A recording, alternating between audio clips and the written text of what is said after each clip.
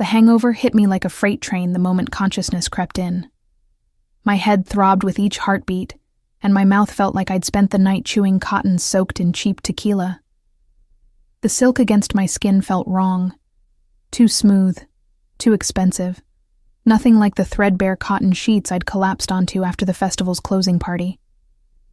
I kept my eyes closed, trying to piece together the fragments of last night through the fog of alcohol and exhaustion. The Latin Music Festival had been the highlight of Miami's cultural season. 3 days of salsa, bachata, and merengue that had left my feet bloody and my soul soaring. As one of the featured dancers, I'd performed 6 shows over the weekend, each one more demanding than the last. The closing party had been legendary. Champagne flowing like water, music that made rest impossible, and the kind of celebration that only dancers knew how to throw. But something was wrong. The air smelled different, not the familiar mix of my vanilla body spray and the ocean breeze that drifted through my apartment windows. This was something else entirely. Expensive cologne, leather, and the faint aroma of Cuban cigars. My stomach churned, and not just from the hangover. I forced my eyes open, squinting against the morning light filtering through floor-to-ceiling windows I didn't recognize. The room spun for a moment before settling into focus, and what I saw made my breath catch. This wasn't my cramped studio apartment in Little Havana. This was a penthouse suite that screamed money, marble floors, modern art on the walls, furniture that probably cost more than I made in a year. Panic clawed at my throat as I looked down at myself. A cream-colored silk nightgown clung to my body, definitely not mine. My dance costume from last night, the red sequined number I'd worn for the finale, was nowhere to be seen. My hands flew to my throat, finding the thin gold chain with the Virgin Mary pendant my grandmother had given me still there. At least I hadn't been completely robbed. I turned my head slowly, fighting the wave of nausea the movement triggered, and that's when I saw him. Dante Valverde lay beside me, one arm thrown across the space between us, his fingers nearly touching my hip. Even in sleep, he radiated power, the kind that came from never having to ask for anything twice. His chest rose and fell steadily. The sheet pooled at his waist, revealing a torso marked with scars that told stories I didn't want to know. His face, relaxed in sleep, was devastatingly handsome in that dangerous way that made smart women do stupid things. I knew who he was. Everyone in Miami knew Dante Valverde, even if they'd never seen him in person. The Valverde family controlled half the city's underground, their influence stretching from the docks to the penthouses. Drugs, weapons, protection.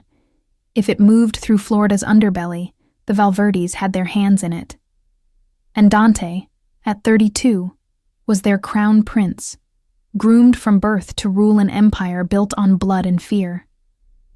My hands trembled as I carefully lifted the sheet, checking for evidence of what might have happened. My underwear was still on, black lace that I definitely remembered putting on for the party. Small mercies, but that didn't explain how I'd ended up here, in his bed, wearing his clothes. I started to slide toward the edge of the bed, moving millimeter by millimeter to avoid waking him.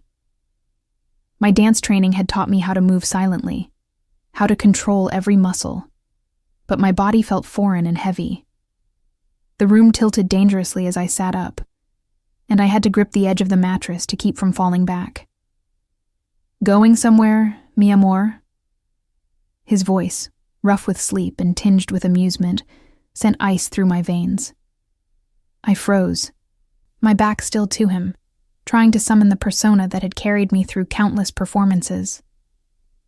Layla Morgan, the dancer who could command a stage, who could make 1,000 people hold their breath with a single movement. Not the terrified girl who'd woken up in a monster's bed. "I need to go home," I said, proud when my voice came out steady despite the tremor in my hands. "Thank you for whatever this was, but I have rehearsals today." The bed shifted as he sat up, and I felt the heat of his gaze on my back. "Rehearsals? On the day after your wedding?" That's dedication. The word hit me like a physical blow. I spun around too quickly, sending the room into another nauseating spiral. What did you just say? He was watching me with those dark eyes that missed nothing, a slight smile playing at the corners of his mouth. He looked relaxed, comfortable, like waking up next to a confused woman was just another Sunday morning. The sheet had fallen lower, revealing the V of his hips and the gun tattooed over his ribs, a trademark of the Valverde family. Our wedding, he repeated slowly, as if speaking to a child. Last night, after your final performance. You don't remember? I laughed, but it came out high and slightly hysterical. That's not funny. I didn't marry anyone last night. I was at the closing party. I had too much champagne. And then, the memories flickered like a broken film reel. Dancing, laughing. Someone's hand on my waist, leading me through a slow song. And then I went home. No, Carita. He reached for his phone on the nightstand, his movements unhurried. You went with me. The phone screen lit up, and he turned it toward me. A video started playing. Grainy security footage with a timestamp from 3:47 a.m. I watched in growing horror as a woman in a red sequined dress swayed on her feet in what looked like a judge's chambers. The woman was definitely me, though I looked far drunker than I remembered being. Beside me stood Dante, his hand possessively on my lower back, keeping me upright. I watched myself nod enthusiastically at something the judge said, watched myself sign papers with a flourish, watched myself turn and kiss Dante with an abandon that made my cheeks burn. The kiss went on long enough that the judge cleared his throat twice before we broke apart. I wouldn't.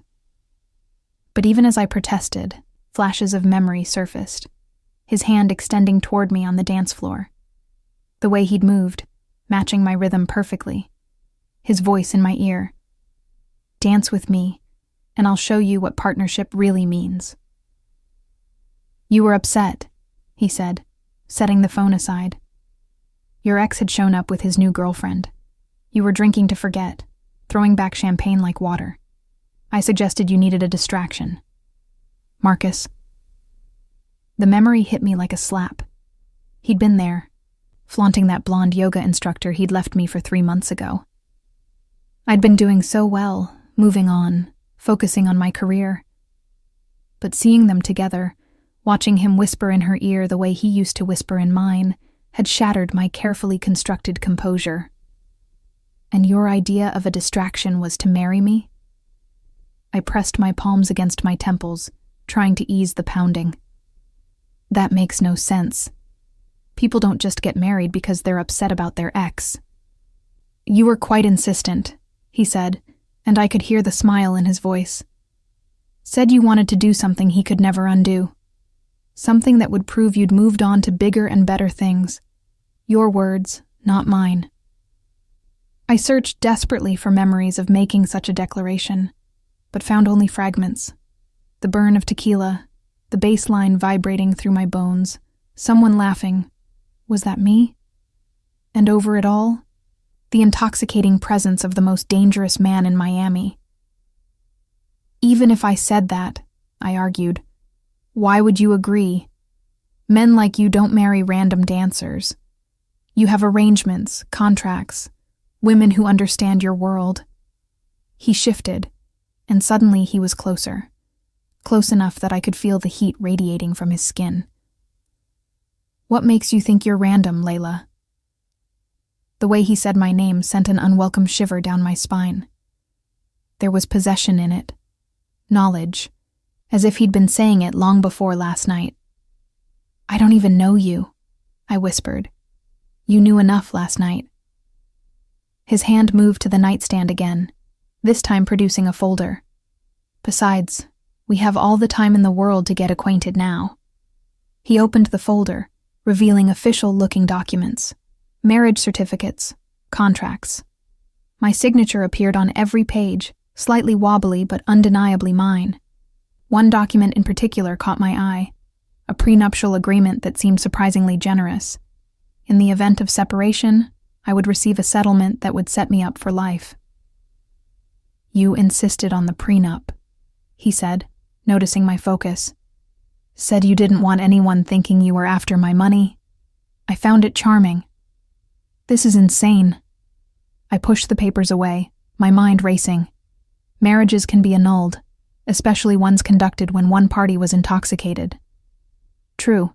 He leaned back against the headboard, completely unbothered by my distress. Though that would be complicated, considering the number of witnesses who saw you enthusiastically consent. Judge Martinez, my lawyer, your friend from the dance company who served as your witness. Carmen was there, I gasped. My best friend from the company, the one who was supposed to keep me from doing stupid things when I drank too much. She tried to talk you out of it for about 10 minutes, he admitted. Until you told her that this was the first time in months you'd felt truly alive. That dancing with me made you remember why you loved movement in the first place. Very poetic. She cried. The words rang with enough truth to make my stomach drop. I did remember dancing with him, remembered the way he'd moved like he'd been born to it, the way he'd anticipated every shift of my weight, every spin, every dip. For those moments on the dance floor, I'd felt like I was flying. "One dance doesn't mean I wanted to marry you," I said weakly. "No," he agreed. "But what came after might have." He meant the kiss. I remembered it now, remembered the way time had stopped when his lips met mine, the way my body had responded like it recognized him, like it had been waiting for him. It was the kind of kiss that made people do crazy things, like marry dangerous strangers in the middle of the night. The marble floor was cold beneath my bare feet as I paced the penthouse bathroom, my phone pressed to my ear. Carmen's voice came through tinny and apologetic, confirming my worst fears. "I tried to stop you, Layla, I swear. But you were so determined, and honestly, you looked happier than I'd seen you in months. The way you two moved together." She paused, and I could picture her biting her lip the way she did when she was nervous. It was like watching destiny unfold on that dance floor. "Destiny," I hissed, keeping my voice low. Dante was still in the bedroom, giving me privacy to freshen up, but I didn't trust that he wasn't listening.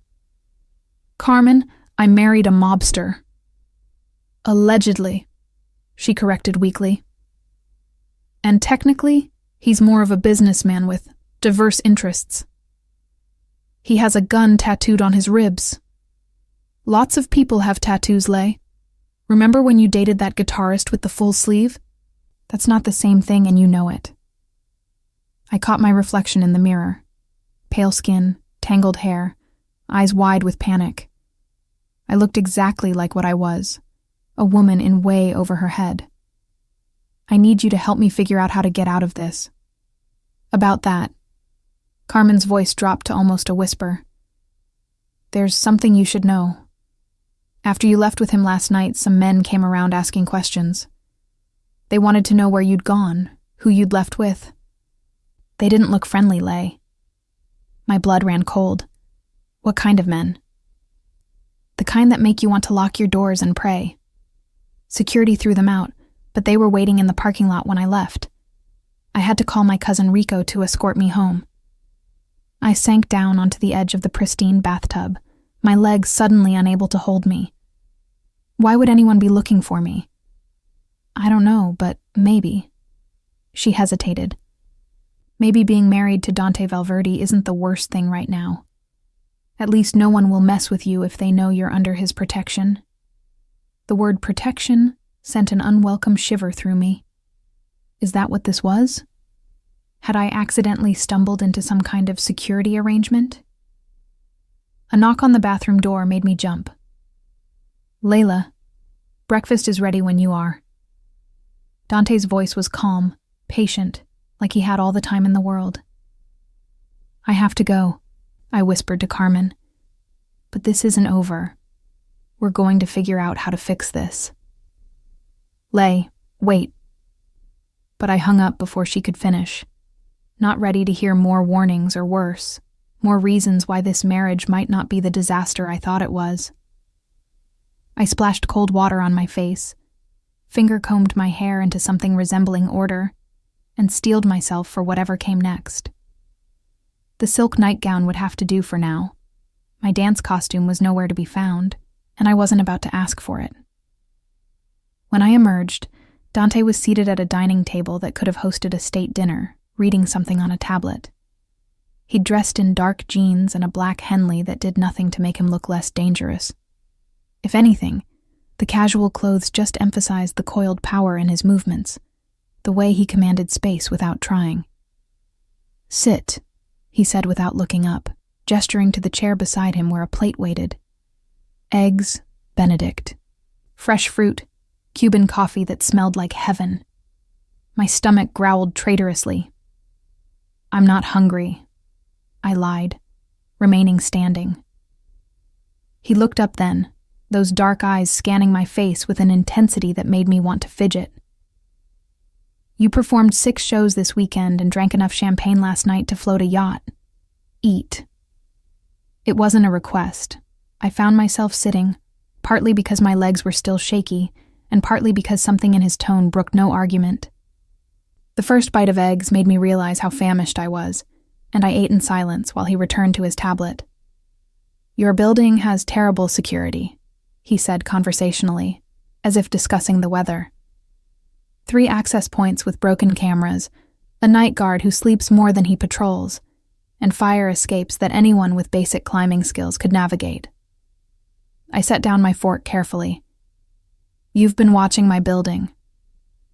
"Since 4:17 this morning, when my men escorted your friend Carmen home and noticed the company she'd attracted."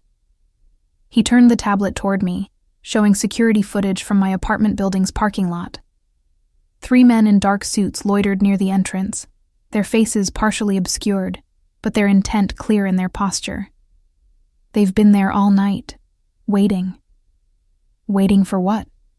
For you to come home. He pulled the tablet back, swiping to another image.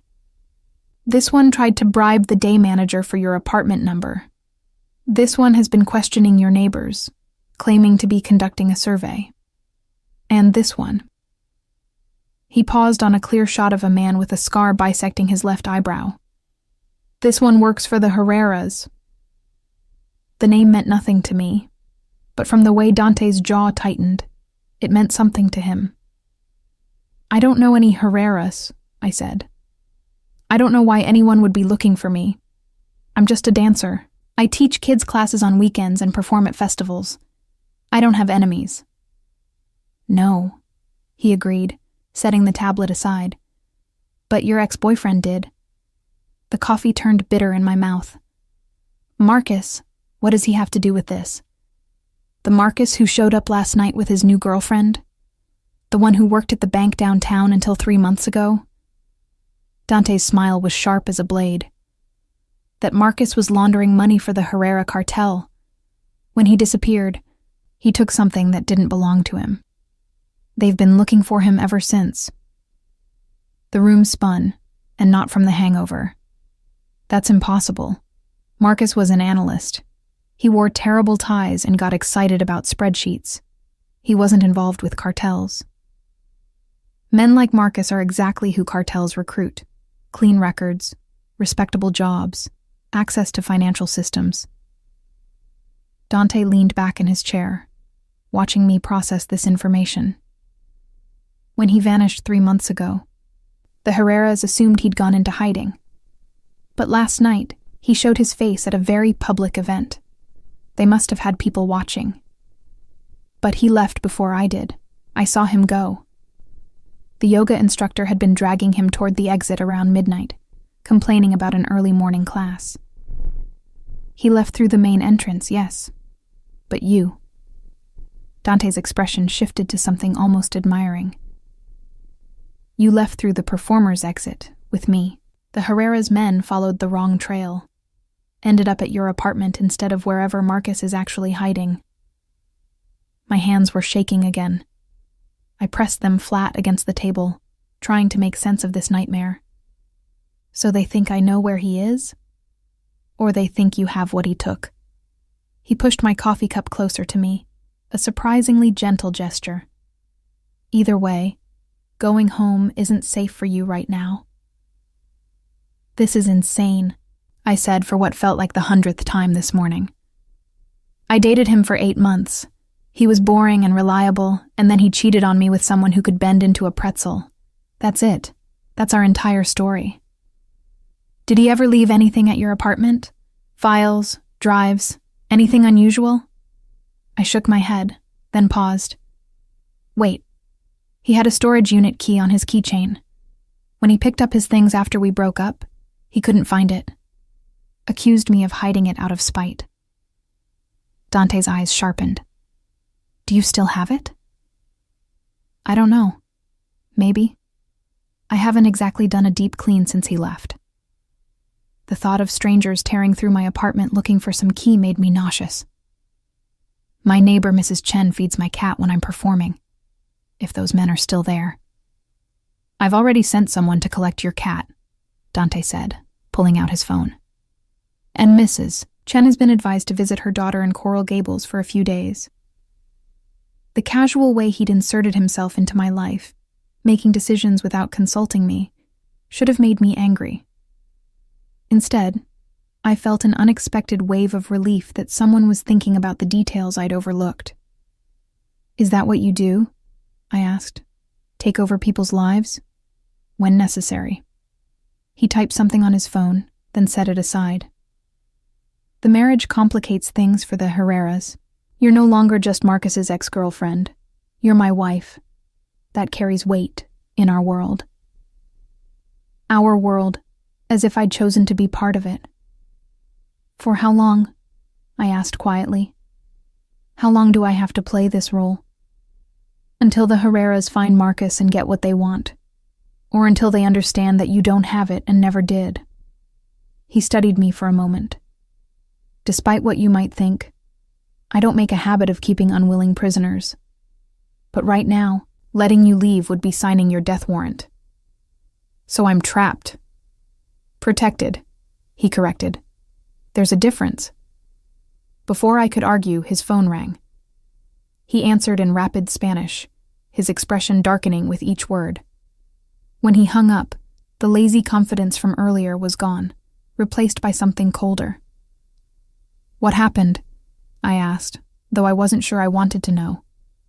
Your apartment. The Herreras grew tired of waiting. He showed me his phone screen, a news alert about a fire in my building. No injuries reported, but the 3rd floor had sustained significant damage. My floor. Everything I owned. My costumes, my photos, my grandmother's jewelry except for the necklace I wore. All gone. I stared at the screen, unable to process the loss. They would have done worse if you'd been there, Dante said quietly. This was a message. To me. To anyone thinking of helping you. But they miscalculated. He stood, moving to the window that overlooked Biscayne Bay. They don't know about last night, about us. When they find out. When they find out what? I joined him at the window, needing to see something beyond these walls, even if it was just water and sky. When they find out, they'll understand that Layla Morgan is off limits, that any action against you is an action against the Valverde family. He turned to face me, and I saw the killer beneath the expensive clothes and careful control. And that's not a war they want to start. The weight of what I'd stumbled into crashed over me. This wasn't just about a drunken mistake anymore. This was about survival in a world I didn't understand, with rules written in blood and alliances that shifted like sand. I need to call my dance company, I said, grasping for something normal. Tell them I won't be at rehearsal. Already done. You've been granted a leave of absence for personal reasons. At my look, he shrugged. My sister owns a significant stake in the Miami Cultural Center. She was happy to arrange it. Of course she does. I laughed, but it came out brittle. Is there anything in this city your family doesn't control? The Herrera's territory in Hialeah, the Russians down in Sunny Isles. The cops, theoretically, though that's more of a gray area. His casual admission of corruption should have shocked me more than it did. But yes, our reach is extensive. It's why you're safer here than anywhere else. I thought about my apartment in flames, about Mrs. Chen being hustled away to safety, about Carmen needing an armed escort just to get home. All because I dated the wrong man and then drunkenly married another one. What happened to him? I asked suddenly. Marcus. Do you know where he is? No, but I will. The certainty in his voice was chilling. The Herreras aren't the only ones who want to talk to him now. 3 days into my imprisonment, I refused to call it protection, no matter how gilded the cage. I found myself standing on the penthouse balcony at sunset, watching the city transform into a glittering jewel below. The ocean breeze carried salt and possibilities, reminding me of all the places I couldn't go. Dante appeared beside me, silent as always. He had an uncanny ability to move without sound, a predator's grace that my dancer's instincts both admired and feared. He handed me a glass of wine, white, perfectly chilled, exactly the kind I liked. Another detail he'd somehow absorbed about me. You're getting predictable, he said, settling against the railing. Every evening at exactly 6:47, you come out here and stare at the city like it might disappear. Maybe I'm hoping it will, I countered, taking a sip. Along with this whole situation. He studied me with those dark eyes that seemed to see too much. Tell me about the first time you danced. The question surprised me. Over the past 3 days, our conversations had been carefully neutral. Arrangements, meals, updates on the Herrera situation. Nothing personal. Why? Because you're going stir-crazy and talking might help. Because I'm curious about the woman who commanded that stage so completely that she made me forget why I was there. Because we're married. And I know nothing about you except that you like your coffee with 1 sugar, and you unconsciously dance when you think no one's watching. I'd been doing that, dancing. Small movements, a releve while brushing my teeth, port de bras while waiting for the elevator. My body rebelled against stillness, especially when stress coiled through my muscles like a living thing. I was 4, I heard myself say. My mother took me to see a ballet in Houston. We couldn't afford real tickets, but she knew someone who worked backstage. We watched from the wings, and I remember thinking the dancers were magic, the way they defied gravity, told stories without words. I trailed off, embarrassed by the naked longing in my voice. You're from Texas. It wasn't a question. What brought you to Miami? A scholarship to the Miami Conservatory, then the company then. I shrugged. Life. The city gets into your blood. The music. The heat. The way every culture bleeds into the next.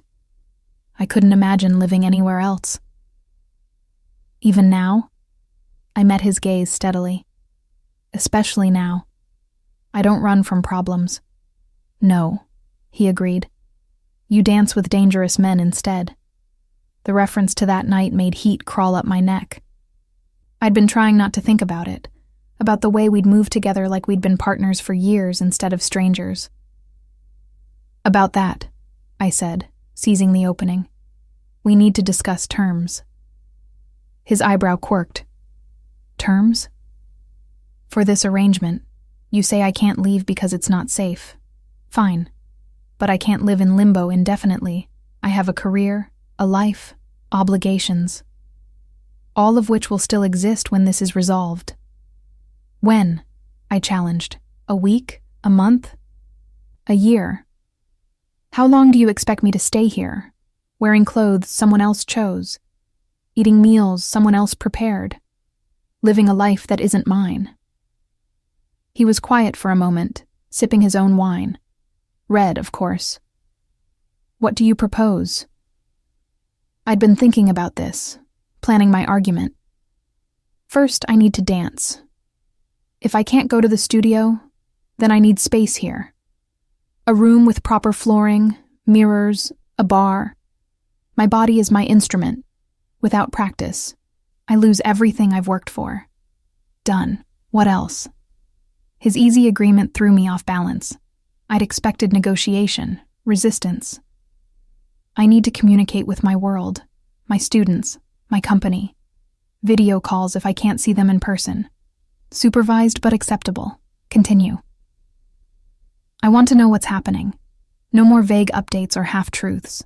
If my life is in danger, I deserve to know from what and why. He turned to face me fully, leaning against the railing with that casual grace that belied the danger he represented. You want transparency? Very well. Let's start with why I was at the festival. The sudden shift made me wary. I assumed you were there for business. In a way. He swirled his wine, watching the liquid catch the dying light. 3 weeks ago, one of my accountants noticed irregularities in our books. Money moving through channels it shouldn't, using pathways that suggested someone with banking expertise. We traced it back to several transactions initiated by Marcus Chen. Your Marcus. Ex-Marcus, I corrected automatically, then froze. Wait, he was stealing from you too? Attempting to. We caught it before significant damage was done, but it raised questions. Why would someone already working for the Herreras risk drawing our attention? Then he disappeared, and the pattern became clear. He was playing both sides. I breathed, understanding dawning. Taking from both families. More than that, he was setting us up to blame each other. The Herreras would think we'd stolen from them. We'd think they'd breached our systems. In the chaos of a war between our families, he'd disappear with enough money to start over anywhere. The scope of Marcus's betrayal hit me anew. The man who'd complained about my irregular hours, who'd wanted me to quit dancing and get a real job, had been orchestrating a scheme that could have started a bloodbath. So you came to the festival looking for him? I came looking for information. His last known location was that event. He'd bought tickets weeks in advance. I thought he might show despite the risk. I didn't expect. He paused, something flickering across his expression too quickly to read. I didn't expect you. I was just background noise, I said, uncomfortable with the intensity of his gaze. Another performer in sequins and stage makeup. No. The word was soft, but certain. You were lightning in a bottle. The way you moved, like the music lived in your bones, like gravity was a suggestion you chose to ignore. I've seen beautiful women dance before, Layla, but I'd never seen someone become the music itself. My traitorous heart skipped at his words. I took a larger sip of wine to cover my reaction. Pretty words don't change the situation. No, they don't. He straightened, back to business. Which brings us to the real negotiation. What do you need to make this bearable? My freedom, I said immediately. What do you need besides the one thing I can't give you? I'd thought about this too during the long hours of captivity. I need purpose. If I'm stuck here, let me teach. Some of my students come from the same neighborhood I grew up in. Dance is their escape, their hope. Set up virtual lessons. Let me continue to make a difference. He considered this. The logistics would be complicated, but not impossible. What else? I want to understand your world. The words surprised me as much as they seemed to surprise him. If I'm trapped in it, I should at least know the rules, the players, the stakes. That's dangerous knowledge, mi amor. Not knowing seems more dangerous. I gestured at my gilded prison. I married the head of a crime family while drunk. My apartment is ash. Men with guns are looking for me. I think we've passed the point of keeping me in the dark for my own good. He studied me for a long moment, and I could almost see him weighing risks and benefits behind those calculating eyes. If I agree to this, there's no going back. Knowledge in my world is currency and liability in equal measure. I understand. Do you? He moved closer, and I caught that scent again. Expensive cologne mixed with something uniquely him, dangerous and intoxicating. Once you know our secrets, you become part of them. Even when this situation with Marcus is resolved, you'll never be just a dancer again. You'll be someone who knows too much. The weight of his words settled over me like a shroud. But the alternative, sitting in this penthouse like a princess in a tower, waiting for rescue that might never come, was worse. "Teach me," I said simply. He reached out, fingers ghosting along my jaw, tilting my face up to meet his gaze. "You're braver than you should be. Or more foolish. Perhaps both." His thumb traced my cheekbone, and I hated how my body responded to his touch, leaning into it despite everything. "Very well. Tomorrow we begin your education. But tonight..." He pulled back, leaving me oddly bereft. "Tonight you dance." He led me back inside, through hallways I was beginning to know too well, to a door I hadn't noticed before. When he opened it, I gasped. The room was perfect. Sprung floors, mirrors along one wall, a bar at the correct height. Someone had even installed proper theater lighting and a sound system. It must have been done while I was sleeping, or during one of my long showers where I tried to wash away the feeling of being watched. "How did you—" "I had help." He moved to the sound system, pulling out his phone. "Carmen sent over your usual practice playlist. She also sent these. A box in the corner held my practice clothes. Leotards, tights, warm-up gear, point shoes. Not replacements, but my actual things, somehow salvaged or replaced with identical items. The thoughtfulness of it made my throat tight. "Thank you," I managed. "Don't thank me yet." Music filled the room. Not my usual playlist, but something slower, more sensual. Tango. "First, you fulfill a promise." "What promise?" "The one you made 3 nights ago." He extended his hand, and I was transported back to that dance floor, to the moment everything changed. "You said if I could keep up with you for one song, you'd dance with me forever." I was drunk, in vino veritas. His hand remained extended, patient, waiting. I could have refused, should have refused. But the music called to my muscles, and the challenge in his eyes spoke to something reckless in my soul. I took his hand. This time, I was sober enough to catalog every detail. The way his hand settled on my back, firm, but not possessive. The way he held me, close enough to lead, far enough to let me breathe. The way he moved with the confidence of formal training. "You've had lessons," I accused as he led me through a perfect ocho. My mother insisted, said a man who couldn't dance had no business calling himself Latino. He spun me, caught me, dipped me with practiced ease. But I never understood the point until that night. And now I understand that dancing is like fighting, like negotiating, like making love. It's about reading your partner, anticipating their moves, creating something together that neither could achieve alone. We moved across the floor, and I found myself relaxing into his lead. He was good, better than good. He danced like he did everything else, with controlled power and surprising grace. When the song ended, we stood frozen, breathing hard, closer than we'd started. "This doesn't change anything," I said, but my voice lacked conviction. "No?" His hand was still on my back, thumb tracing small circles that sent shivers down my spine. "Then why does it feel like everything has already changed?" Before I could answer, before I could think, he kissed me. Not like that night, all champagne and recklessness. This was deliberate, thorough, a claim staked with full knowledge of the consequences. I should have pulled away. Instead, I kissed him back. tasting wine and danger and something that might have been destiny. When we finally broke apart, I was trembling. "Tomorrow," he said roughly, "we discuss terms. Tonight, we remember why we started this dance." He left me there, surrounded by mirrors that reflected a woman I barely recognized.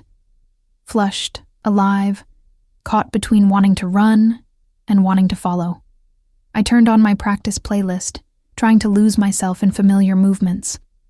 But every pirouette felt different now, charged with the memory of his hands. The first threat came during my morning coffee, delivered with the same efficiency as the imported pastries and fresh flowers that appeared daily in the penthouse. Dante slid a photograph across the marble breakfast table, his expression carefully neutral. "This was left at the gate this morning." I set down my cup with trembling fingers, staring at the image. Carmen, leaving her apartment, unaware of the telephoto lens capturing her every move. Red circles marked her face, her car, her routine. The message was clear without words. "We can reach those you care about." "She doesn't know anything," I said, my voice barely above a whisper. "That won't matter to them if they think she does." Dante pulled the photo back, and I watched him slip it into the jacket he wore despite the Miami heat. "I've assigned protection to her discreetly. She won't know they're there unless needed. More of your men following innocent people. Would you prefer the alternative?" The casual way he discussed surveillance, protection, threat assessment. It was becoming too normal. I'd been in this penthouse for a week now, and the outside world was starting to feel like a dream I'd once had. "There has to be another way," I said, pushing eggs around my plate without appetite. "What if I made a public statement? Told everyone I don't have what Marcus took? And you think the Herreras would simply believe you? Take your word that their missing fortune isn't hidden in some safety deposit box only you can access?" He shook his head. "That's not how our world works, mi amor. Words mean nothing. Only actions and consequences matter. Our world." He kept saying that, as if I'd chosen to be part of this shadow realm of violence and vendetta. A knock at the door interrupted my response. Elena entered, Dante's assistant, housekeeper, and probably bodyguard rolled into one terrifyingly efficient package. She whispered something in rapid Spanish that made his jaw tighten. "What now?" I asked, tired of being kept in the dark. "We have a visitor," Dante said, rising. "Someone you should meet. Consider it part of your education." He led me to his office, a room I'd only glimpsed before. Floor-to-ceiling windows offered a commanding view of the bay, but my attention was drawn to the woman waiting inside. She was perhaps 50, immaculately dressed in cream Chanel, with the kind of bone structure that aged gracefully. But her eyes, dark like Dante's, held the same predatory awareness. "Mama," Dante said, kissing her cheek. "Thank you for coming." His mother. I straightened instinctively, suddenly aware of my casual sundress and bare feet. "So," she said, studying me with the intensity of a jeweler examining a diamond for flaws. "You're the dancer who married my son." Yes. Layla Morgan. Mrs. Valverde. The name still felt foreign on my tongue. "Isabella," she corrected, though her tone suggested I hadn't earned the right to use her first name. "Sit. We have much to discuss." I looked at Dante, but he'd moved to the window, hands clasped behind his back in a posture I'd learned meant he was thinking, calculating. I sat across from his mother, feeling like a student called before the principal. "My son tells me you were drunk when you married him," Isabella began without preamble. "That you knew nothing of our family, our business, our expectations." "That's correct." "And yet here you are, wearing our name, living under our protection, learning our secrets."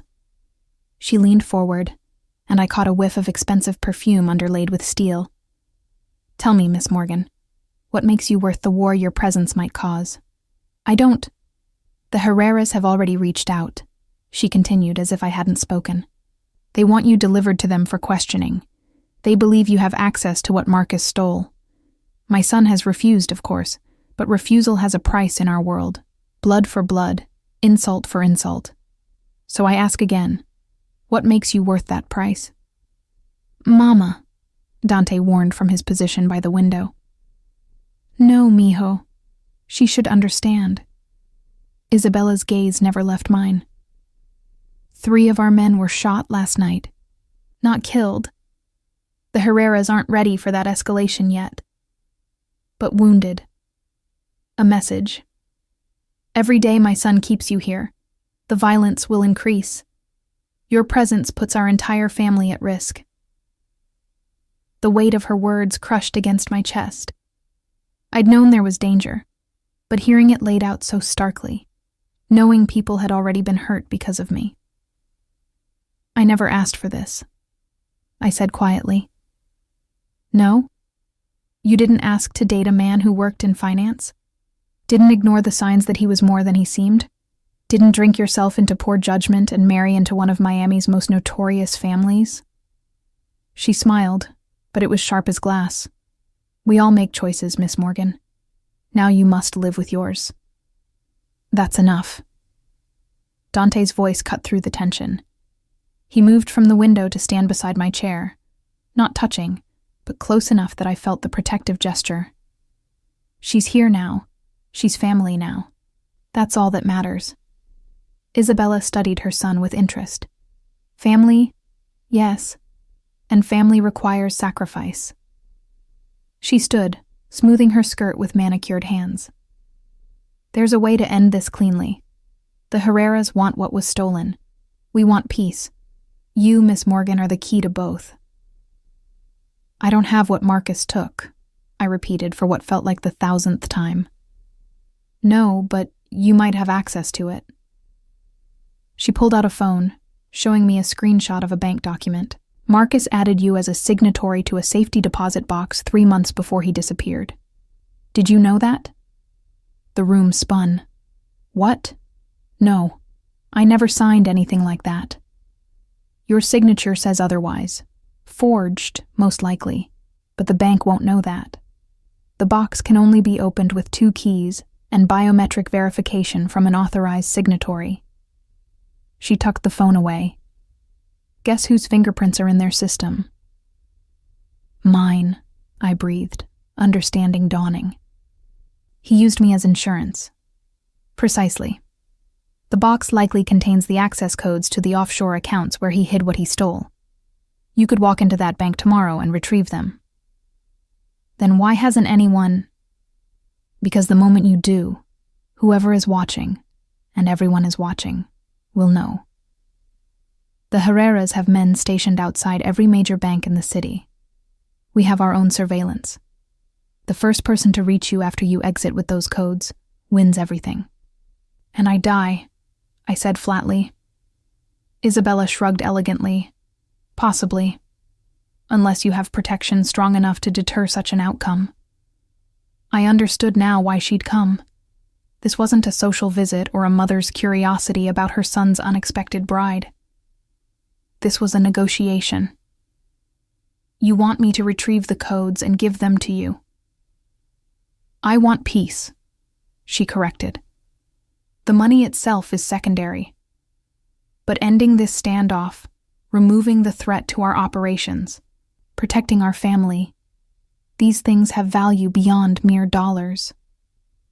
And if I refuse, then you remain here, a prisoner in all but name, while the violence escalates around you.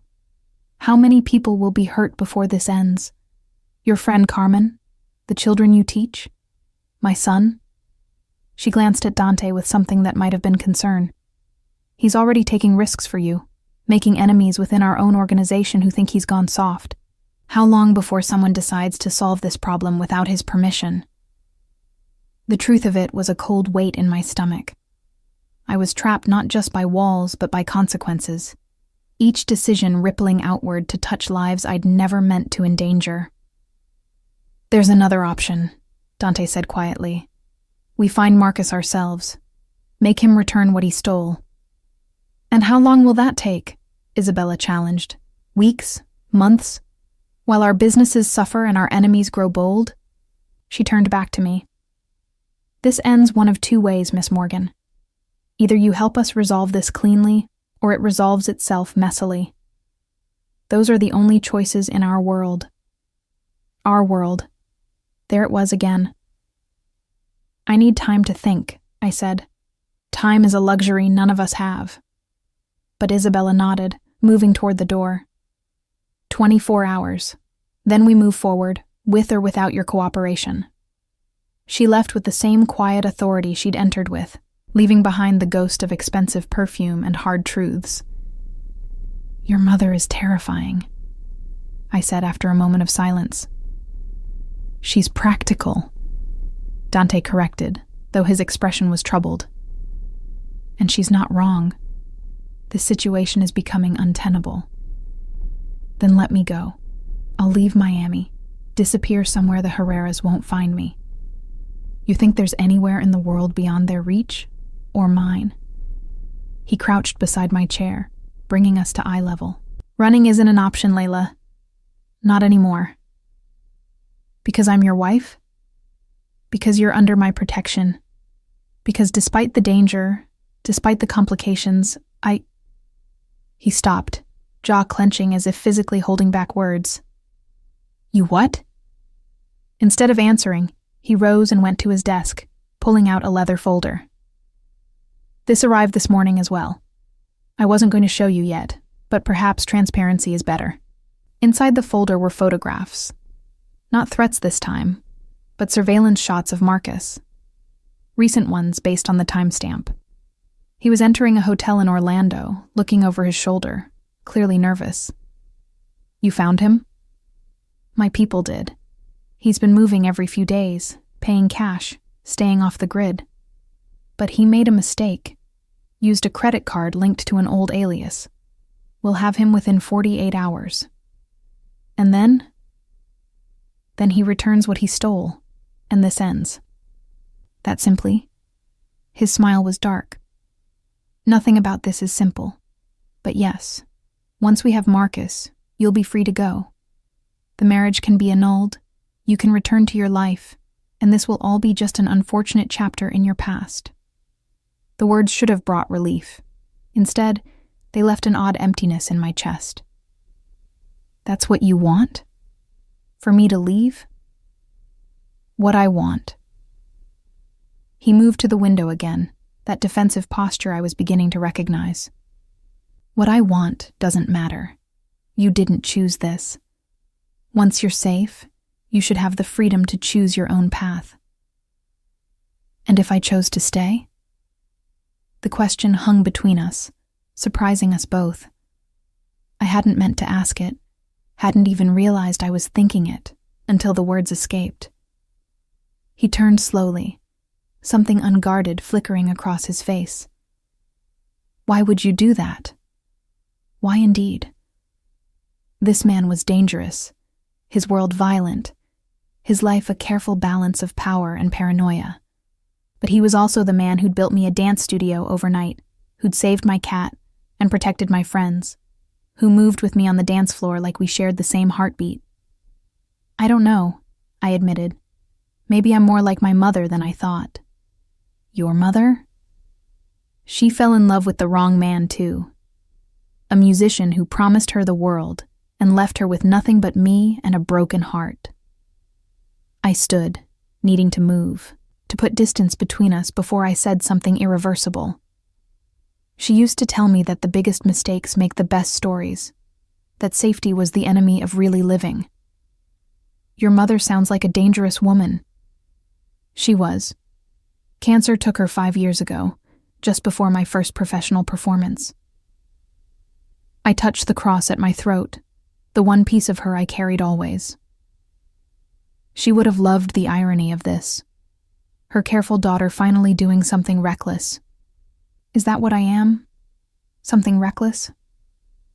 I turned to face him, really looking at this man I'd accidentally married. The controlled power, the careful intelligence, the unexpected gentleness he showed in quiet moments. "I don't know what you are, Dante Valverde, but I'm beginning to think I'd like to find out." He crossed the room in 3 strides, catching my face between his hands. "Don't," he said roughly. "Don't make this harder than it has to be. In 2 days you'll be free. You can go back to your stages and your students and your normal life. Don't complicate it with feelings that won't survive in daylight. And if they do, they won't." But his thumb was tracing my cheekbone, and his eyes were saying something different than his words. "They can't. I won't let you sacrifice your life for a drunken mistake." "What if it wasn't a mistake?" I whispered. "What if some part of me, some instinct deeper than thought, recognized something in you that night? What if this is exactly where I'm supposed to be?" He kissed me then, hard and desperate, like he was trying to prove a point. But I kissed him back with equal fervor, and whatever point he was making got lost in the heat between us. When we broke apart, we were both breathing hard. 24 hours, he said against my lips. "You have 24 hours to decide. Whether you help my mother end this, whether you run the moment you're free, whether you stay. 24 hours to choose your path. And if I choose you?" His hands tightened on my face for a moment before he stepped back, putting necessary distance between us. "Then God help us both." The champagne flute shattered against the marble floor, golden liquid and crystal shards creating a glittering constellation at my feet. I stared at the destruction, my hand still shaped to hold the delicate stem, as Roberto Valverde's words echoed in the sudden silence of the penthouse. "My apologies," Dante's younger brother said smoothly, already signaling for someone to clean the mess. "I didn't mean to startle you. I assumed Dante had told you about the summit." "Summit?" I managed, grateful my voice remained steady despite the tremor in my hands. Roberto smiled, and it was nothing like his brother's rare, careful expressions. This was a shark's grin, all teeth and calculation. "The family meeting, tomorrow night, where you'll be formally presented as Dante's wife to our entire organization." I looked across the room to where Dante stood with 2 other men, deep in discussion over architectural blueprints spread across the dining table. He must have felt my gaze because he glanced up, took in Roberto's proximity and my shocked expression, and excused himself immediately. "Roberto," he said, voice carrying a warning. "What are you doing?" "Just making conversation with my new sister-in-law." Roberto stepped back with exaggerated deference. She seemed unaware of tomorrow's festivities. I thought perhaps her invitation had been overlooked. The temperature in the room seemed to drop 10 degrees. I'd been living in this penthouse for 12 days now, long enough to recognize the signs of Dante's controlled anger, the stillness, the way his hands relaxed at his sides in preparation for violence. "Leave," Dante said simply. Roberto's smile widened. "Of course. I'll see you both tomorrow. Mama insists on the blue room at the estate. 8 o'clock. Black tie." He winked at me. "Wear something memorable, cuñada. First impressions are everything in our family." After he left, the silence stretched taut as a wire. The men at the dining table had disappeared with the kind of silent efficiency that spoke of long practice in avoiding family disputes. "A summit?" I finally asked. "Where I'll be presented like some trophy you won." "It's not like that." But Dante's jaw was tight, his eyes fixed on the door Roberto had exited through. "Then what is it like? Because from where I'm standing, it sounds like you're planning to parade me in front of your entire criminal organization without bothering to mention it." He moved toward me, stopping when I stepped back, mindful of the broken glass between us. Elena appeared with a broom and dustpan, but Dante waved her away. "The summit was called before you arrived," he explained. "Quarterly meetings to discuss territory, resolve disputes, align strategies. Your presence wasn't planned. But now they know about our marriage. To not present you would be seen as weakness, as if I'm hiding you, or hiding from them. He ran a hand through his hair. A gesture I'd learned meant he was truly agitated. I was trying to find a way around it. Why? Because once you appear at that summit, you're not just my accidental bride anymore. You become part of the Valverde power structure, a potential target, a permanent fixture in this world. His dark eyes met mine across the glittering minefield of broken crystal. I was trying to protect you from that. By lying to me, by buying time. Marcus will be in custody within hours. This could all be over before I have to face your world. I laughed, but it came out bitter. I've been facing your world since the moment I woke up here. Men with guns in the hallway, encrypted phones, conversations that stop when I enter rooms. Did you think I was too stupid to notice?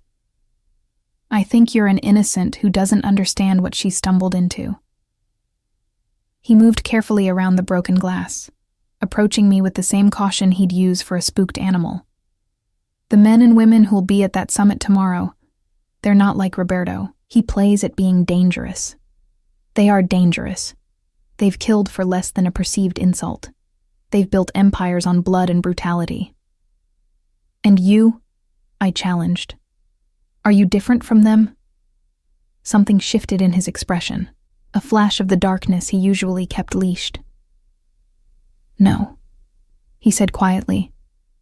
I'm worse, because I'm better at it. The admission should have terrified me. Instead, I felt an odd sense of relief. Finally, some honesty between us. Then teach me, I said. If I have to walk into that room tomorrow, teach me how to survive it. He studied me for a long moment. Then, unexpectedly, he smiled, a real one that transformed his face. You continue to surprise me, mi amor. I'm a quick learner, and I have a good teacher, apparently. The broken glass crunched under his shoes as he closed the distance between us. This isn't a dance recital, Layla. There's no choreography to memorize, no music to guide you. Just instinct and consequences. Then it's exactly like dance. I lifted my chin, meeting his gaze steadily. Except the stakes are higher, and the costumes are probably more expensive. His hand came up to cup my face, thumb tracing the line of my jaw. You could still run. When Marcus is caught, when this is over, you could disappear. I have contacts in Europe, South America. You could dance in Paris, teach in Buenos Aires. Start fresh where the Valverde name means nothing. Is that what you want? I want you safe, he said roughly. Even if that means safe from me. What if I don't want to be safe? His hand tightened slightly, and I saw the war in his eyes. Between the man who commanded an empire and the one who'd built me a dance studio, between control and desire, between what he should do and what he wanted. Then God help you, he murmured, echoing his words from days before. Because I'm not strong enough to send you away twice. This time when he kissed me, it wasn't desperate or proving a point. It was acclaiming, pure and simple. A line crossed with full knowledge that there was no going back. I melted into him, my hands fisting in his shirt, pulling him closer despite the broken glass, despite the danger, despite everything. When we finally broke apart, I was breathless and burning. Tomorrow, he said against my lips, you'll wear the red dress in the closet, the one with the low back. Hair up to show the necklace I'll give you. Emeralds to match your eyes when you're angry. You'll enter on my arm and speak to no one unless I introduce you. You'll smile, but not too much. You'll be beautiful, but not available. You'll be perfect. And if I'm not, then you'll learn why everyone fears the Valverde name. But his eyes were soft, contradicting the harsh words. The summit starts at 8. We'll leave at 7:30. Roberto was wrong about one thing. It's not black tie. It's armor disguised as formal wear. The next 30 hours passed in a blur of preparation. Dante brought in someone to teach me the basic hierarchy of the family organization. Who held which territories, who had blood feuds with whom, who could be trusted, a very short list, and who would smile while planning my demise, a much longer one. Don Castellano controls the ports, the tutor explained, pointing to a complex organizational chart that looked more like a war map. His daughter married into the Russo family, creating an alliance that moves product from South America through Miami to the eastern seaboard. You must acknowledge him first after Dante's mother. He's old guard, traditional. My head spun with names, territories, alliances that shifted like sand. The Valverde family wasn't just a criminal organization. It was a corporation, a government, a way of life with rules as complex as any royal court. What about the woman? I asked, pointing to a photo of an elegant blonde labeled simply V. Why is she separate from the others? The tutor glanced at Dante, who'd been silently observing from across the room. Some unspoken communication passed between them. Valentina Cortez, Dante said, dismissing the tutor with a gesture. She controls the luxury trade, art, jewels, high-end vehicles, anything that requires sophistication rather than brute force. She's beautiful. It wasn't a question. The woman in the photo had the kind of beauty that stopped traffic and started wars. She's also my former fiancé. The words hit like a physical blow. I kept my expression neutral through sheer force of will. Former? A business arrangement that ended 3 years ago. Our families thought a union would strengthen certain supply chains. He moved to stand beside me, studying Valentina's photo with detached interest. She married a Brazilian arms dealer instead. More profitable for everyone. Will she be there tomorrow? Yes. Wonderful. I turned away from the photo, from the sight of the woman Dante had almost married for business. Any other surprises I should know about? Other ex-fiancés? Secret children? Maybe a wife in every port? Layla, he caught my arm as I tried to pass, pulling me against him. Look at me. I did, reluctantly. Valentina was business. Everything before you was business, calculated, negotiated, temporary. His hand came up to cradle my face with surprising gentleness. You were never supposed to be business. No, I agreed. I was supposed to be a drunken mistake. You were supposed to be impossible. He leaned down, resting his forehead against mine. A dancer who made me forget why I was hunting. A woman who looked at me without fear or greed. A complication I couldn't afford and couldn't resist.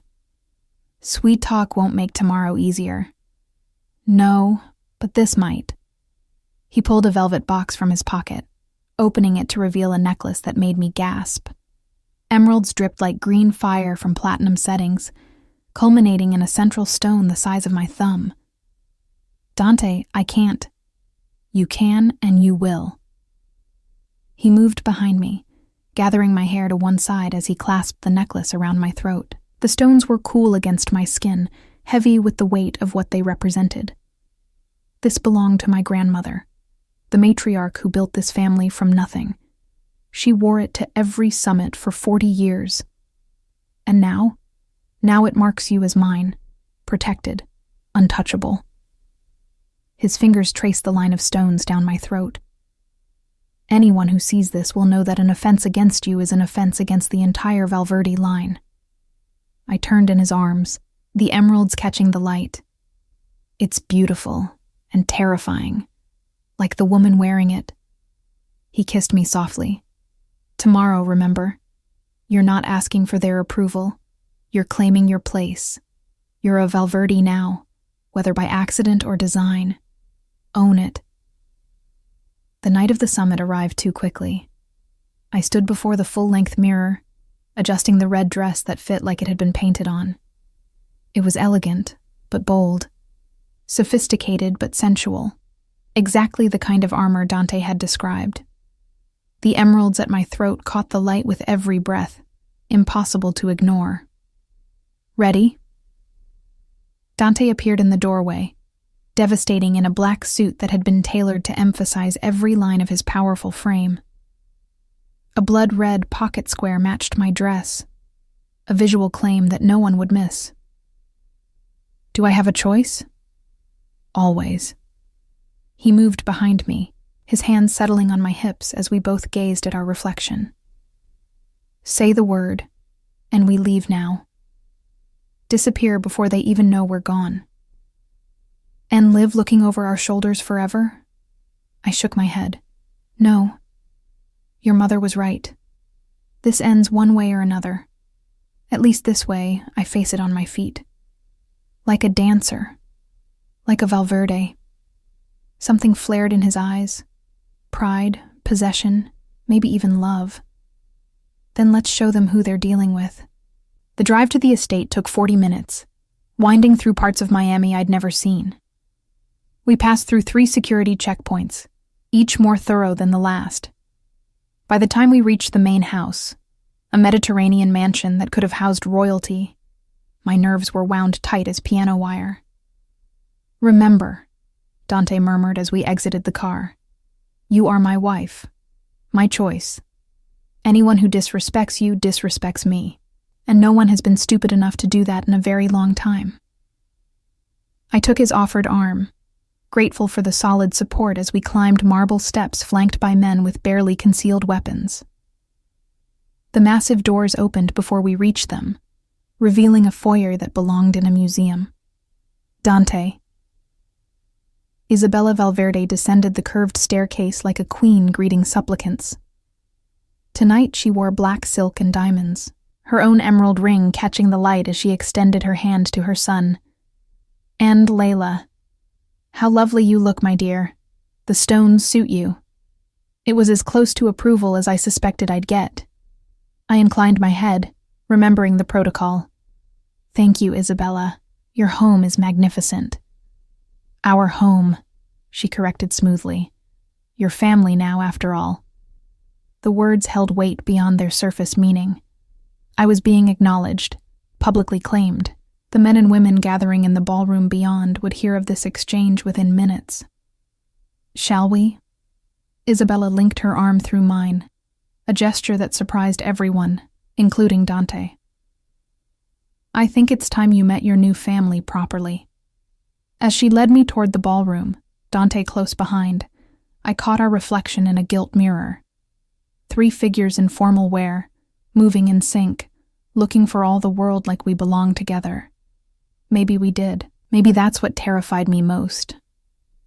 The gunshot shattered the night like breaking crystal. I felt the bullet pass close enough to stir my hair before Dante's body slammed into mine, driving us both behind the marble fountain in the center of the garden. My red dress tore on the gravel, emeralds pressing cold against my throat as my heart hammered against my ribs. Stay down, Dante commanded, his voice deadly calm despite the chaos erupting around us. Screams from the ballroom, more gunfire, the sound of shattering glass as someone shot out the estate's windows. The summit had been going so well. I'd navigated the introductions, accepted the toasts, even managed cordial conversation with Valentina, who'd assessed me with the kind of cool appraisal one might give an interesting insect. 2 hours of careful diplomacy, of proving I belonged in this glittering, dangerous world. Then, the Herreras had come for their war. Is this about me? I gasped, pressing closer to the fountain's base as another bullet chipped the marble above our heads. Everything is about you now. Dante had his phone out, barking orders in rapid Spanish. His other hand held a gun I hadn't even seen him draw, trained on the shadows beyond the garden lights. They made their choice. No more negotiations. An explosion rocked the east wing of the house, orange flames licking at the windows. In the distance, I could hear sirens, too far away to matter. This deep in Valverde territory, help would come from within, not without. Dante! Roberto's voice, closer than expected. He slid into view, blood streaming from a gash on his forehead, his perfect suit ruined. Mother's secure. The old men made it to the panic room. But Valentina... I don't care about Valentina, Dante cut him off. How many? 12, maybe 15. Professional crew. They're not trying to hold territory. This is an extraction team. Roberto's eyes found mine, and for the first time since I'd met him, there was no mockery in them. They want her. They can't have her. The simple declaration shouldn't have made my heart skip, not with bullets flying and the world burning around us. But the absolute certainty in Dante's voice, the promise of violence to anyone who tried to take me, it was intoxicating in its ferocity. There's a boat at the dock, Roberto continued. If we can reach... No. Dante's refusal was immediate. They'll have the water covered. We go through the house to the garage, the bulletproof Mercedes. That's 50 yards of open ground to the service entrance. Then we make it count. Dante turned to me, his dark eyes intense in the flickering firelight. Layla, listen carefully. When I move, you stay with me. My left side, always. It keeps you away from my gun hand. Don't think, don't hesitate, just move. Can you do that? I nodded, throat too tight for words. This was so far beyond anything my dance training had prepared me for. But the principle was the same. Trust your partner, match their rhythm. Let muscle memory guide you when thought fails. On 3, Dante said. Then to Roberto. Cover us. Roberto's answering grin was all Valverde, sharp and eager for violence. With pleasure. 1. Dante shifted, muscles coiling in preparation. 2. His free hand found mine, squeezing once. 3. We moved. Roberto rose first, laying down covering fire that sent our attackers diving for cover. Dante and I burst from behind the fountain, running in perfect synchronization across the manicured lawn. My heels sank into the grass with each step, so I kicked them off without breaking stride, emeralds bouncing against my chest as we ran. 20 yards, 30, 40. A figure in black emerged from the hedges to our right, weapon raised. Dante's gun spoke twice, and the man crumpled. We kept running. The service entrance loomed ahead, door hanging open, promising safety. We were so close. Down! Dante's weight hit me from behind, driving us both to the ground as automatic weapon fire stitched the air where we'd been standing. I tasted copper as I bit my tongue, felt gravel tear at my palms. But I was alive. The garage is compromised, Roberto called out, now crouched behind a decorative planter. They were waiting. Of course they were. This wasn't some random attack. It was planned, coordinated, professional. They'd known about the summit, about the security protocols, about everything. Which meant... We have a leak, I said, the realization cold in my stomach. Later, Dante growled, hauling me behind a low garden wall. Right now, we survive. More gunfire, closer now. I could hear boots on gravel, shouted commands in accented English. The Herrera's men were closing in, tightening the noose. Mr. Valverde. A new voice, amplified by a megaphone, cut through the chaos. We have no quarrel with your family. Send out the woman, and this ends. You have 60 seconds. Here's my counteroffer, Dante called back, not bothering with amplification. His voice carried anyway, trained by years of command. You have 30 seconds to retreat before I paint this garden with your blood. 29, 28. She has what belongs to us. She belongs to me. The possessive growl in his voice made something primitive in my chest respond. 20, 19. This is bigger than your pride, Valverde. The codes she can access are mine by right of marriage. 15, 14. I pressed against the wall, mind racing. The safety deposit box. the codes Marcus had hidden. Everything came back to that. The linchpin that could end this war or escalate it beyond control. "I'll go," I whispered. Dante's head snapped toward me, eyes blazing. "No. Listen to me. If I go with them, they'll torture you for information you don't have, then kill you anyway." His free hand cupped my face, thumb brushing away a tear I hadn't realized had fallen. "That's not happening." 7. Roberto continued the count, having apparently appointed himself timekeeper. 6. "Then what do we do?" I demanded. "Let more people die for codes I can't even access without Marcus." 4, 3. Dante smiled then, sharp and dangerous. "Who says we can't access them?" 2. "What?" 1. The night exploded, not from the Herrera's position but from behind them. New gunfire, disciplined and devastating, cut through their ranks like a scythe.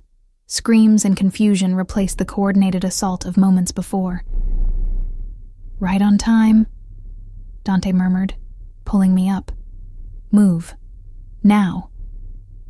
We ran again, but this time toward the main house instead of away. The ballroom windows were shattered, smoke pouring out, but Dante led me through without hesitation. Bodies littered the dance floor, some moving, some not. I tried not to look too closely. Isabella Valverde stood near the grand staircase, still in her diamonds and silk, holding a compact pistol with practiced ease. "The cavalry has arrived," she informed us coolly, "though they've made quite a mess of my garden." "Your garden was overdue for renovation anyway," Dante replied, matching her conversational tone despite the blood on his shirt. Not his, I realized with relief. "Dante." A new voice made us all turn. From the shadows emerged a man I recognized from surveillance photos, Marcus Chen, my ex-boyfriend, the catalyst for all of this chaos. He looked haggard, thinner, with the hollow eyes of someone who'd been running too long. "Hello, Marcus," I said, surprised by how steady my voice sounded. "You look terrible." He flinched at my words, gaze dropping to the emeralds at my throat, the torn designer dress, the possessive way Dante's arm curved around my waist. "Layla, I'm sorry. I never meant for you to get involved." "No?" I stepped forward, anger burning through the fear. "You just meant to use my name, my signature, my life as your insurance policy. You meant to leave me as bait while you ran with stolen millions." "I was trying to protect you by marking me as a target." I laughed, but it came out sharp as glass. "By ensuring that every criminal organization in Miami would see me as the key to their missing fortune?" I didn't think. "No," Dante interrupted, voice soft with menace. "You didn't, but now you'll fix it." He gestured, and 2 men appeared to flank Marcus.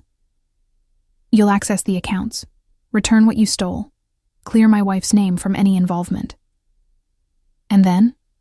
Marcus asked, though he clearly didn't want to know the answer. "Then you disappear, permanently. Whether that means a shallow grave or a new identity in Siberia depends entirely on how cooperative you are in the next hour." Marcus paled further, if that was possible, but he nodded, defeated. "I'll need access to a secure terminal, and..." He glanced at me. "And Layla. The failsafe I built requires both our biometrics." "Of course it does." I was too tired to be surprised. "Lead the way." The next hour passed in a blur of passwords, security codes, and digital transfers. Marcus worked with the efficiency of desperation, moving millions with keystrokes while Dante's men watched his every move. I provided fingerprints and retinal scans when needed, feeling like a prop in someone else's story. When it was done, when the accounts were emptied and the stolen funds redistributed according to some complex formula that restored balance to Miami's underworld, Marcus looked at me with something that might have been regret. "For what it's worth," he said quietly, I did love you, in my own way. Your way nearly got me killed, but it didn't." He glanced at Dante, who stood silent sentinel behind me. "Maybe things worked out how they were supposed to. You always were too big for the life I could offer." "Don't," I warned. "Don't try to make this poetic. You used me and ran." "Yes." He accepted the condemnation without protest. "And now I'll run again. Properly this time." Dante made a gesture, and the men escorted Marcus out. I never saw him again. Sometimes, late at night, I wonder if he made it to Siberia or found that shallow grave. Most nights, I find I don't care. "It's over," Dante said once we were alone in his study, the sounds of cleanup echoing from the floors below. The Herreras had retreated once their prize proved worthless, their assault force decimated by Dante's reinforcements. The summit had ended in blood and fire, but the Valverde position was stronger than ever. "Is it?" I sank into a leather chair, exhaustion hitting me all at once. "Or is this just how life is now? Gunfights and gardens, diamonds and death." He knelt before me, looking up with those dark eyes that had captivated me from the first dance. "You can still leave. The marriage can be annulled. You were coerced by circumstances, threatened, forced into—" "Stop." I pressed my fingers to his lips, silencing the offer I didn't want to hear. "Do you remember what you told me? That dancing is like fighting, like negotiating, like making love." He nodded against my fingers. "You were right. And tonight, we danced through bullets together. We negotiated with my past and your present. And now—" I leaned forward, replacing my fingers with my lips in a kiss that tasted of smoke and possibility. "Now I want to know what the rest of the dance looks like. Layla, I'm not drunk this time," I continued. "I'm not confused or coerced or caught up in the moment. I'm choosing this. Choosing you, the man who built me a dance studio and held my hand through gunfire, the killer who quotes poetry and the boss who risks wars for accidental wives. This life is dangerous, I know, but so is crossing the street in Miami, so is dating investment bankers with secret criminal careers, so is dancing professionally when one injury could end everything." I cupped his face, feeling the stubble beneath my palms. "At least with you, I know where the danger is coming from." He caught my hands, pressing kisses to each palm. "You're sure?" "No," I admitted. "But I'm sure about you, about us, about the way we move together even when the world is burning." I smiled, feeling lighter despite everything. "Besides, your mother already gave me the family emeralds. Be ashamed to give them back." His laugh was rough with emotion. "She'll be impossible now. She knew before I did that you were going to stay. Mothers always know." He rose, pulling me up and into his arms. "Then we do this properly. A real wedding this time. No drunken Vegas judges, no midnight certificates. The whole family, the whole world watching as I claim you properly. I don't need—" "I do." His voice was fierce, certain. "I need everyone to know that you're not here by accident or arrangement. You're here by choice. My choice. Your choice. Our choice." The possessive declaration should have frightened me. Instead, it felt like coming home. Then yes. Yes to the wedding. Yes to the family. Yes to this beautiful, terrible, impossible life. He kissed me then, deep and claiming, and I melted into it. When we finally broke apart, the estate was quiet around us. The threats had been neutralized, the territories rebalanced, the immediate danger past. "There's something else," Dante said, producing a small velvet box from his pocket. Inside sat a ring that took my breath away. A massive emerald surrounded by diamonds, set in platinum that caught the light like captured stars. "When did you—" the day after you arrived. I told myself it was for show, for the summit. He pulled the ring free, holding it between us like a promise. But I think part of me knew even then. Knew that the dancer who'd chosen me in a moment of drunken clarity was meant to choose me again, in sober certainty. I held out my left hand, watching as he slid the ring onto my finger. It fit perfectly, of course. Everything Dante did was precise, measured, perfect. "I love you," I said, the words escaping before I could second-guess them. "God help me, but I love you." "And I love you," he replied, pulling me close. My dancer, my wife, my unexpected salvation. Outside, Miami glittered in the darkness, unaware that its underworld had just shifted, that alliances had been reforged in fire and blood. Tomorrow would bring new challenges, new dangers, new dances to navigate. But tonight, in the arms of the man I'd accidentally married and deliberately chosen, I was exactly where I belonged. The music between us needed no orchestra, no stage. It lived in our matched breathing, our synchronized heartbeats, our bodies that moved together, like they'd been choreographed by fate itself. The last dance, it turned out, had only been the beginning.